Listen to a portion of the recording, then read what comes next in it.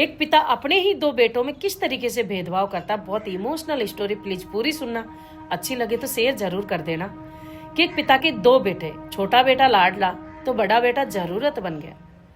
जब छोटा बेटा रोता ना तो उसे गोद में उठा लिया जाता, और जब बड़ा बेटा रोता तो चुप्पी साध ली जाती। छोटा बेटा गलती करता ना तो उसे समझा दिया जाता, और जब बड़ा बेटा गलती करता ना तो उसे ताना दिया जाता और कहा जाता छोटा है, दुख नहीं देना। बड़े बेटे को खेतों में काम करने के लिए भेज दिया गया और छोटे बेटे को कॉपी किताब लेकर स्कूल के लिए भेज दिया गया। एक दिन बड़े बेटे ने अपनी माँ से कहा, माँ, बाप का प्यार कैसा होता है?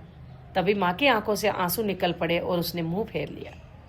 बड़ा बेटा खेतों में काम करता गया क्योंकि परिवार के लिए रोटी कमानी थी, और छोटा बेटा स्कूल में पढ़ाई करता गया।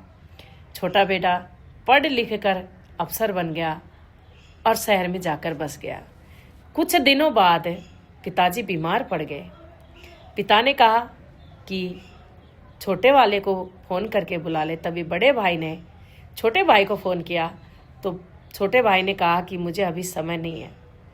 तभी उस पिता को एहसास हुआ कि शायद मैंने जिस बेटे के साथ गलत किया है ना, वही मेरा बेटा है। तभी बड़े बेटे ने कहा, पिताजी मैं हूं ना, आप चिंता ना करिए। उसने सब कुछ काम छोड़कर अपने पिता की सेवा में समय दिया। एक दिन रात को पिता की सांसें अटक रही थी, तभी उसने अपने हाथ में अपने बेटे का हाथ लेकर कहा, बेटा, मैंने तुझे कभी अपना बेटा नहीं माना, प्लीज मुझे माफ कर देना। तभी बड़े बेटे की आंखों से आंसू निकल पड़े और कहा, पिताजी, आपका होना ही मेरे लिए। दूसरे दिन सुबह ही पिताजी की सांसें थम गई और छोटे बेटे को बुला लिया गया। जब 13वीं हुई तो 13वीं पर वसीयत पढ़ी जा रही थी। सब कुछ छोटे के नाम, जमीन मकान। बड़ा एक कोने में चुपचाप, आंखों में कोई सवाल नहीं। और शाम को बड़ा बेटा घर से निकल गया। गांव की सड़क के किनारे एक छप्पर बांध कर रहने लगा। कुछ सालों बाद छोटा भाई वहां से गुजर रहा था तो बड़े भाई को देखकर कहा, भैया।